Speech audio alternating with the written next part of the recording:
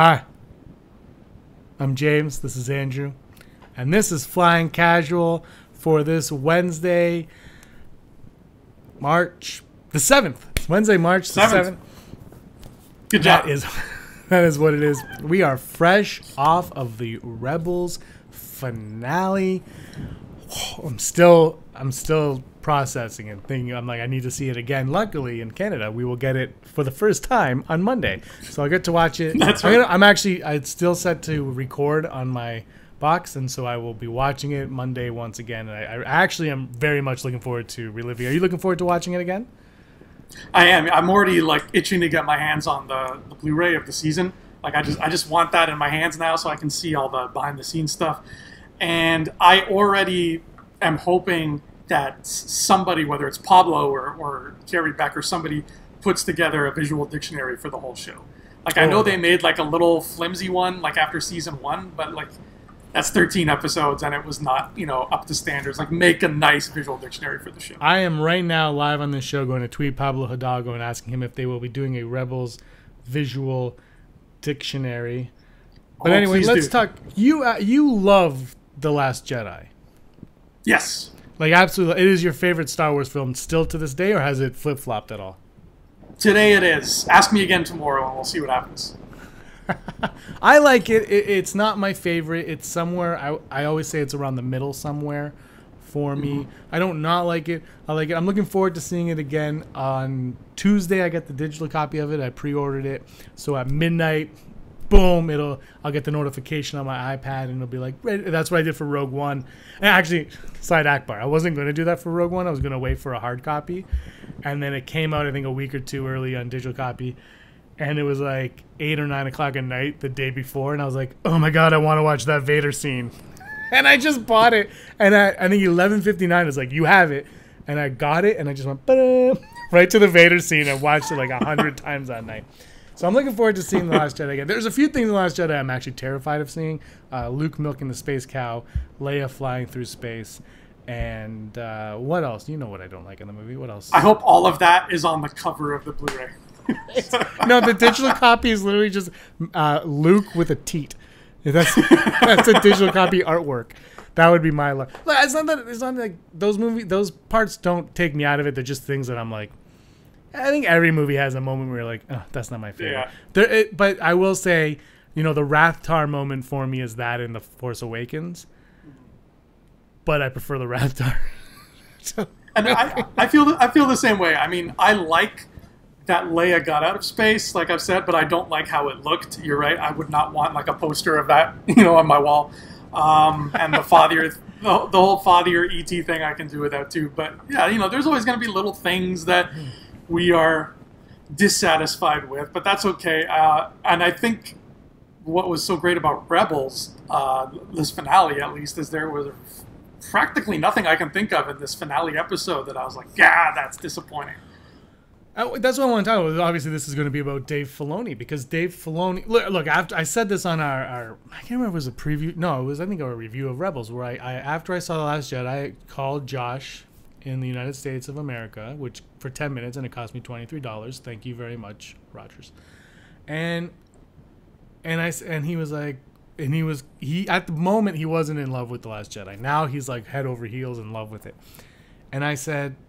And I liked it more than him, and I said, but Filoni's got a handle on it, and I equated it to those seasons of Rebels, season 3, where Kanan is training Sabine with the Darksaber, Darksaber. I get it confused with Rogue One. Stop saying same. That. So Darksaber, and he's training her, and he's saying exactly what Luke says to Rey. And I just found it so much more impactful in Rebels. And I think part of the problem with The Last Jedi is that needs to be in The Last Jedi. But we needed The Force Awakens to get us there a little bit more. Do you know what I mean? Like, and it's really not a fault of either one of them. It's almost like, where do you put in The Force Awakens? I don't know. It's like The Force Awakens ended on the literal cliffhanger, when I think we needed that extra point to get us to The Last Jedi so that we can have it, because we had 2 years of Kanan and Sabine to get to that moment. Where we had right. You know what? And everyone argues about Luke Skywalker and blah blah blah, but there was 30 years in between movies. 30 years in between movies. The Luke Skywalker from the original trilogy doesn't exist. He doesn't exist when we walk into this movie. This is a brand, like Han Solo is a new Han Solo. Sure, he went back to the same, but it's a new Han Solo. It's a new Princess Leia, General Leia. So Luke Skywalker that we knew and loved doesn't really exist. And we were kind of thrown into this new one, whereas on a TV show you get 2 years. But back to Filoni. We've had debates on the channel about Filoni running Lucasfilm and whatnot. And over on the Collider channel, just when we were talking about, actually, I think the interview of Filoni dropped. And he's like, here's the heir apparent Dave Filoni. That's what Harloff says to Filoni to his face, which is pretty awesome. Do you see a scenario, and would you accept a scenario, where Kathleen Kennedy is she's on the brink of retirement, and she's going to retire. She's not going to get fired, everybody. She's going to retire. Well, I should get fired tomorrow. While we're recording this, she just got fired. It's the luck that we have. But I don't think she's going to get fired. And then like 2 years, she goes, well, I've done it. I'm going to move on. I'm retiring. Dave Filoni, take the baton. Do you see a scenario in which that's the case? Like plausibly in the real world, no. And I want it to be the case, but I feel like something that you said in the past episode still rings very true, is that Dave Filoni's not a sexy name. And when Disney makes that press release saying Kathleen Kennedy has stepped down and we've replaced her with blank, they want that blank to be a sexy name to impress A, people who are not as hardcore as we are, and B, shareholders, because that's really what they care about at the end of the day. First of all, the Kathleen thing retiring is kind of news to me. She seems like she doesn't look old. She seems like she's maybe in her 50s. Like I didn't know retiring was 60s. Okay, all right. So she's I guess she has been doing producing for a long time. I always saw her as kind of like her like early 50s, like still at the top of her game, still doing her thing. But okay, if she wants to step down, that's fine. Well, I mean, it's inevitable. At some point, she's going to have to. That's just the way of the world. Yeah, time's going to pass. In regards to Filoni taking those controls, though, do I see it happening if she retires next month, or if she retires the day after Solo comes out? Do I see it happening? No, but I think that, like, obviously, television and Netflix and what have you, they have the advantage when it comes to storytelling. Like you just pointed out, we got 2 years with Kanan, we got 2 years with Sabine. And that is just those writers taking advantage of that chunk of time they have that is much, much, much bigger than 2.5 hours. We have to, even though Last Jedi is the longest Star Wars movie ever, the shortest season of Rebels is still probably 5 times longer than The Last Jedi. So there's so much more space to tell stories there. And normally, that advantage goes to that corner. It goes to the TV and Netflix corner. However, that's one of the reasons why I love the Marvel Cinematic Universe so much, is because they kind of looked that in the face and said, we can have that advantage too, even though we're movies. And they did it. It was, it was a slow boil. They had to work to get to it, and they're in phase 3 now, but they are there now, and they did it. And they are telling those long-form stories in giant blockbuster movies, and it's working, as far as I'm concerned, beautifully. And I think that was what Disney wanted in the backs of their minds. That was what they had in mind when they bought Star Wars to begin with and made this whole press release about, oh, we're going to have a Star Wars universe and it's going to be great, just like Marvel. I feel like that was the kind of storytelling quality they wanted to reach.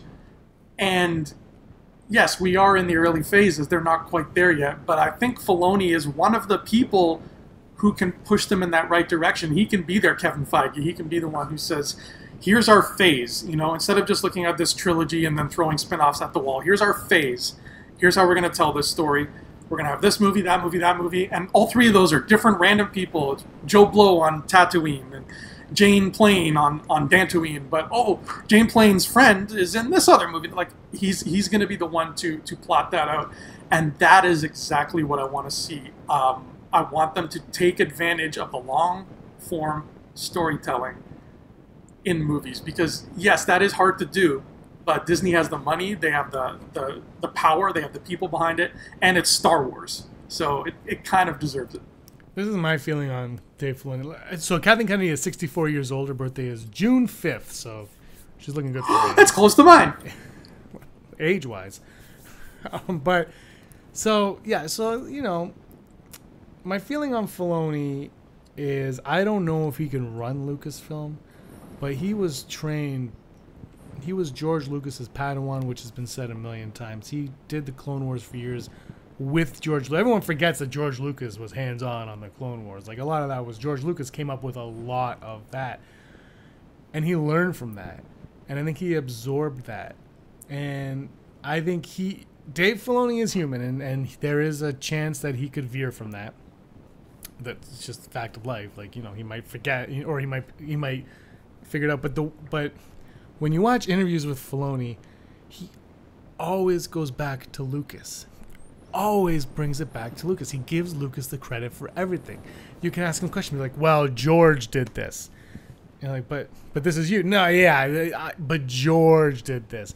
But George did this. And so I don't know if he can run a company. It might be premature to say, hey, give him Lucasfilm. Because, like, he's not that guy as far as I know. And we don't even know what he wants out of everything. He might just be like, give me my cartoons and just leave me alone.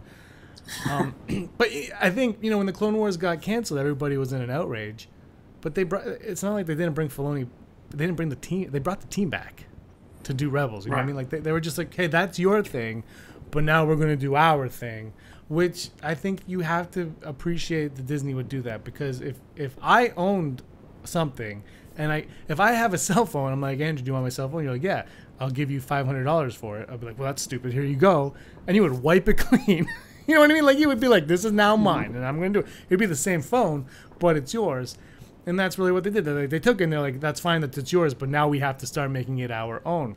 Now, the thing with Filoni that I point to is, and as much as The Force Awakens and The Last Jedi, I enjoy them, there is a line in The Force Awakens that is hilarious, but after watching The Last Jedi and The Force Awakens, the cinematic films, I think that it almost relates to the screenwriters here. And that's when Han Solo says, that's not how the Force works. The movies, what I find the most frustrating, I said the two things that I really don't like in The Last Jedi, and I said I don't like the Rathars in Force Awakens. And now in the novelization, spoiler alert, if you guys have not read The Last Jedi novelization, I have to mention this in there. So I'm going to give you a second. 3, 2. They kind of delve into, it's more, do you want me to spoil it for you, Andrew? I'm not going to read that book, so go ahead. No, Andrew, you should read this book. No, it's better than any novelization you've ever read.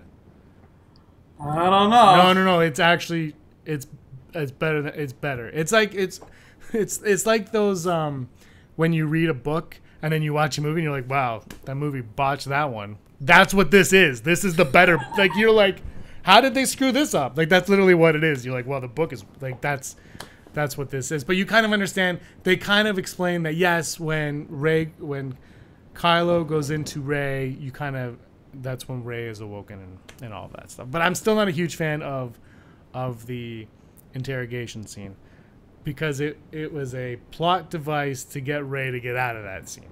And that's why that every time she uses the Force, it's just to serve the plot so that they can move forward, so they can go forward. She doesn't have an understanding of the Force, which is almost fine if she knew anything about the Force. And that's my one thing, is I almost feel like the rules of the universe aren't completely understood, and the keymaster to it is the other guy wearing the cowboy hat. And we saw it with time travel. And yeah, I don't believe it's time travel. And he said in an interview that he didn't consider it time travel either. But yeah, like he does these delicate things, and you are like, and it doesn't feel like he's retconned the lore in any way.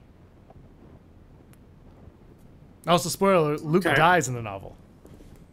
Oh, no! You bastard. No, I'm really not going to read it. No, Andrew, seriously, read the book. No, maybe. He gave us... that's what Filoni does best, is he gives us... he knows what we know. That's the best way I can describe it.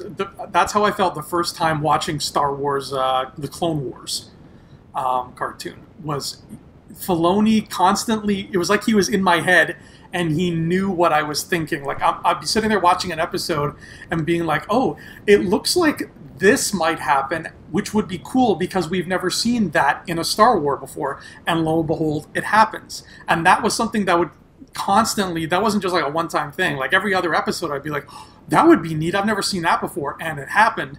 And even just like little details... Like, there'd be a bunch of episodes where Anakin is running around and, like, Grievous is on the ship and he's fighting people and stuff. And I'm sitting there thinking, like, Anakin can't meet Grievous because he had that line in Revenge of the Sith.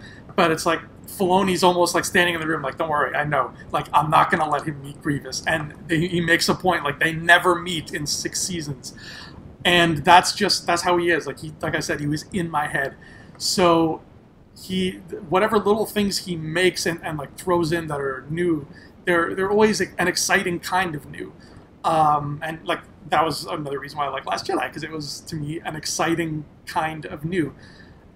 So putting him in charge, not necessarily in charge of Lucasfilm, but in charge of just plotting out these phases, for lack of a better term, I can't see any harm in that. Yeah. Unless he just doesn't want to do it. That's the thing. Like, everyone's so high on him doing it, but what if he doesn't want to? But I can't see him. I feel like the Star Wars universe is, because he's around, it's in such great hands. But it's almost like they don't know what they've got, and they're afraid to exploit what they've got. And it's great when they announce Rian Johnson and J.J. Abrams and Game of Thrones and all that fun stuff. But the keymaster is Dave Filoni. It's Dave Filoni. And like you said, that I said, and we're all saying, is to Star Wars fans, he's a sexy name.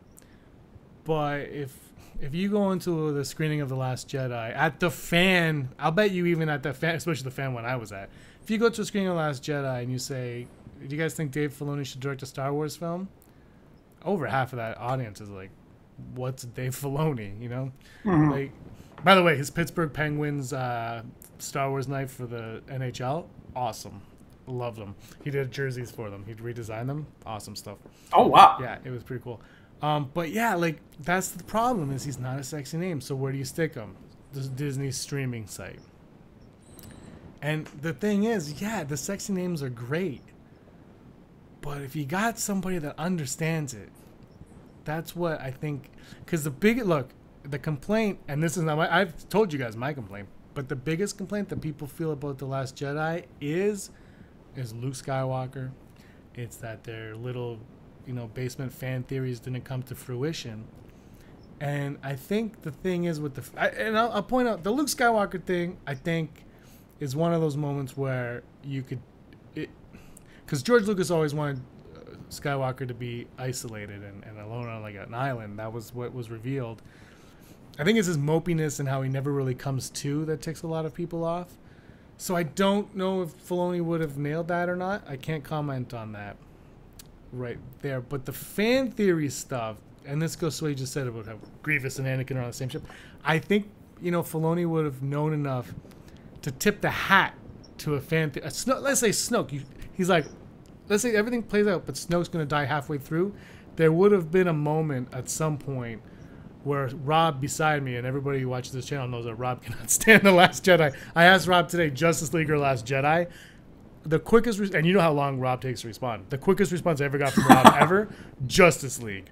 Like, Flame was like, Justice League. And then he went on a rant about, I didn't even need to think about it. Why are you asking such a stupid question? And then I posed the same question to Josh at the Den of Nerds, and he just responded with a gif. Oh, no. He's like, I'm not even going to answer. But, like, Rob was like, flat out. But I think Filoni would have known, okay, Rob's going to be pissed off. But and this is the thing, and look, I'm not saying fan service is key. We talked about fan service on our Rebels. But Rob's the guy. He's going to buy the Blu-ray. He's going to buy the T-shirts. He has 1 million Force Awakens T-shirts. He buys the pops. The Last Jedi, and I think Rob's fault for not liking part of Last Jedi is that he wanted a Snoke-Luke fight. I think Filoni would have been wise enough to put something before Snoke's death that would have, I don't know what it would have been, but it would have satisfied Rob enough. He still would have been disappointed, but he wouldn't be pissed off. And that's what I think someone like him who understands the lore a lot more, do you know what I mean? Like would be able to put in. Because I think even if I were to do it and it was like, I'm gonna kill Snoke off, I would probably do it like Rian Johnson did. And I'd be like, because I can see as a writer, I can see his mentality of, oh, they are gonna lose it. Like, and you know, and he's like, this is better than I Am Your Father. Or, you know, I'm not gonna say better. Rian Johnson did not think that. You know what I mean? But it's someone like Filoni who doesn't need that. He's like, well, I got it, so I'm gonna do this, and you're gonna lose your crap. But Rob's gonna be pissed off, and I need Rob to keep buying the merch, so I'm gonna give him this piece right here. Right. Yeah, that makes sense. That's something he would totally do. You're right. And like, just going back to the sexy name thing, like that's why I said in our final episode of I Rebel that it would have been so cool. Like nothing against what's his name there, the guy, the Argo writer, Terry. Oh, Chris Terrio. Chris Terrio. Nothing against him, but that's why I would have loved to instead have the writing team be JJ and Dave Filoni, because yeah, he's not a sexy name right now, but does your mom care who's writing Episode 9? Like, does Rob's mom care? Does my mom care? No, George Lucas wrote them all to everybody's parents. Yeah, exactly. My dad left Last Jedi going, George Lucas screwed that one up. No, I'm just joking. My mom is still, no, you're right. My mom is still saying, so George Lucas didn't make this one? And so, you know, it's not going to be a huge, like, upset if they announce, like, I'm sure Chris Terrio isn't even a sexy name to people right now. So it's just maybe like, the shareholders, like you said earlier, though. Exactly, the shareholders. That's why. So, but that's a way to make him a sexy name. Is put him in there. We know he's going to do a good job, and then once that movie's out, and people are talking about, wow, that was really well written. You know, it did what I wanted it to do. It did things I didn't expect. Who wrote that? Oh, this Dave Filoni guy was one of the co-writers. He seems to know his stuff. And you know, snowball. There you go. That's the first step. And you're right. The shareholder thing gets in the way of that. That's why I just want to see more balance in how Disney does it. They need to, you know, find the balance in the Force, because it is very much a case of, and you know, this isn't me bashing on Disney or anything like that, but it's a case of George Lucas was, you know, a grandfather sitting in a rocking chair by a fire telling you a story, and Disney is like a giant corporate robot churning out a story in a factory, and they're both telling good stories, but let's put it in the middle ground, you know. Let's use the resources of one and the heart of another, and I think Filoni's good at that. Just get him to that level where he can be the Feige of this universe. Yeah, absolutely. That's where I think, you know, the whole thing that, you know, they want to be the MCU, but I don't think that's the right direction to go. Star Wars is not the MCU. It's a completely different thing altogether. And the biggest, and I've said this on the podcast, I think a few times. I think I said this recently on something. Their biggest hurdle was, okay, we have Star Wars. They can't go ahead and make a new trilogy about new characters in a new part of the galaxy that we don't know, have never seen explored, because the audience, we would be guilty of saying, well, where's Luke and Han? But then they go and make Luke and Han, and it's not exactly the Luke and Han that we want, and we go, well, this sucks. And my whole thing is they need to get episode 9, finish the crap out of that thing, make it as good as they can, and I'm hoping it's.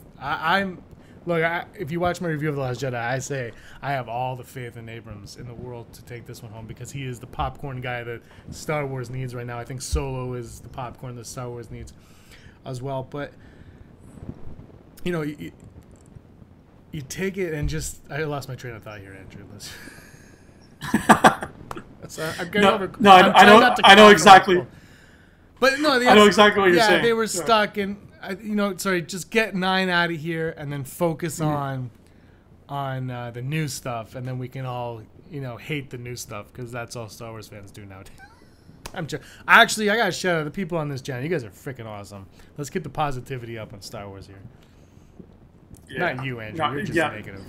I'm kind of I'm like 40% awesome. I'm half Brock awesome. I gotta say though, and this is a side Akbar here, side Akbar and everything. Kudos to them on J.J. Abrams reinvigorating Star Wars. I know everybody hates The Force Awakens now because that's the cheap thing to do, but kudos. They made $2 freaking billion. Like, you hated it from the get-go, whatever. Kudos to him for doing that. Look, I think no matter what that movie was, it would have made $1 billion. Even if it was Attack of the Clones 2, it would have made $1 billion because of the timeline. It was just like, the Phantom Menace made about $1 billion. Like, that's just where we were in Star Wars timeline. But then the extra $1 billion is because of the movie. I think that's a reflection of the movie. And then kudos to them going to Rian Johnson and trying to shake it up. And whether you think it is the worst Star Wars film or the best Star Wars film, you kind of have to... I don't think Rian Johnson went in there and he was like, I'm going to piss everybody off. I honestly think when he killed off Snoke, he was like, this is cool. People are going to go apeshit for this. And then I think, and he goes, well, Luke will be like this. And I honestly think his train of thought for Luke was people are going to hate this Luke. Because remember at Star Wars Celebration, Mark Hamill was like, I told Rian Johnson, like, I'm terrified. And Rian Johnson said, so am I. And I think that goes back to this Luke Skywalker that he was presenting to us. But I think in Rian Johnson's mind, that end scene on Crate with Luke and Kylo would have satisfied all the people. And I've said it before, I just think, that the first couple scenes with Luke, just if they were just a little bit less insane, I think a lot of audiences would have been on where he wanted them to be. But I think because Luke just always seemed off his rocker. Also, I got side Akbar to the book here as well. You find out that earlier on, Luke was going to join Rey on Crate. He was going to go with, not to Crate, to save the Resistance. But then he sees her and Kylo touch hands, and he's like, F this, I'm out. So that's what I'm saying, Andrew. This book is better than the movie because it has all these little things. Which again, the question is this canon? They say it is until J.J. Abrams changes it. But exactly. Yeah. But whatever. In Jurassic Park, Ian Malcolm dies, and then he comes back in the Lost World, and they're like, guess what? He wasn't dead, and you're like, but okay, sure. Well, that's chaos theory. Before we wrap this up, let's ask one more question about Mr. Filoni, and that is, what do you see, James? This man, what's the future hold for Filoni in terms of TV? Do you think any of the cons this summer, be it Comic-Con, whatever, do you think there's going to be an announcement of what he's doing next? Are we getting an announcement this summer? Whew. Yeah, there's no celebration happening, so that's a no-go on the celebration. And they've been kind of not into Comic-Con, San Diego Comic-Con too much. So that's a question. I want to say, and D23 is the same year as next year also. I don't think Disney has anything else where they can do it. Maybe Comic-Con, but they've been trying to avoid. I mean, that's the next biggest thing. I know they've been trying to avoid it, but if you don't have D23 and you don't have Celebration, then you're kind of, beggars can't be choosers. And I feel like they're close and they know what they're going to do. But maybe Filoni wants to take some time off from doing it and they won't announce it until next year, and they'll already have like the first season ready to go. Because it takes them like a year to do an episode, right? So, yeah, I'm going to say full Brock 50-50 on an announcement. What about you? Yeah, I think I might. I think I'm going to go a little bit more. I'm going to go 57%. Just because Filoni is just that guy who, he's got that grin on his face that always looks like he's up to something. I don't know if you saw the the last episode of the Star Wars show where they showed clips from the screening of the finale, and at the very end, they do like a Q&A, and Donald Faison shows up, and he's like, "Hey, so when are we getting that show with Ahsoka and Sabine running around the galaxy?" And Dave Filoni's just sitting there with that grin on his face. He's like, "Oh, would you watch that, Donald?" Like, so that's just the kind of guy he is. He loves to just play with us. He's always got that smile where he's like, "Nah, stay tuned, stay tuned." So I think he knows what he's doing next, whether or not it's that. It's just a matter of how soon is he going to tell us. And I think it's a 57% chance he will tell us when the sun is high in the summer months and we're all sweating like pigs up here in humid Canada. I can't wait to hear it. And we got to do another video soon on Jason Sindula. Oh, hell yeah. That's got to come soon. Yeah, we'll do a full video on Jason Sindula in maybe a week or so. When we maybe even sooner than that, but we'll do it up because after we did the Rebels review, I started to think more about him, and I really think that he is Snoke, or at least Snoke's left ear. He's DJ. They're all. He's DJ. Snoke's left ear. He's Snoke's left ear. That's why DJ stutters, because he's like 12 different people and they're all trying to talk at once. All right, that's enough for this episode of Flying Casual. Hope you guys enjoyed it. Do you guys want to see Dave Filoni take over Lucasfilm? Doesn't make sense. Do you care? But what do you think his next show is going to be? Well, I just think he's a genius in the Star Wars world because he's been trained by the genius himself. And I think he's a little bit better at dialogue than George Lucas. So we have all of it. You know what I will say about Dave Filoni, though, is the one, it's not a knock, but it's the one small factor, is that when he did the Clone Wars, he had George Lucas. And now he did Rebels, but there's no more George Lucas involved in this. So, like I said earlier, he could veer off, and maybe I think there's a lot more that George Lucas taught him, but eventually that well's going to dry out. And then who is Dave Filoni after that? I think he's still a genius. Well, he revealed himself as the voice of Chopper, so he is kind of a movie star now. Yeah, so there you go. He is a sexy name. All right, guys, thanks so much for watching. Oh, check out Andrew's channel, Andrew Fantasia. Just go to Andrew Fantasia. He reviews movies. The only thing I have to say about his channel is he gave the Cloverfield Paradox a glowing review. Glowing. That's right. I gave it a 24 out of 10. He actually said 24 out of 10. He said this is the best movie produced for Netflix, theatrical, or PBS ever. And I have to say I agree with him. So check out Andrew's channel, Andrew Fantasia. Guys, thanks so much for watching. And may the force of others be with you. Always. That's my Chopper. Do AP5. Always. Hey scumbags, thanks for watching. Don't forget to give us a thumbs up on our video. As always, please subscribe to our YouTube channel, Rebel Scum Podcast, for all the latest videos.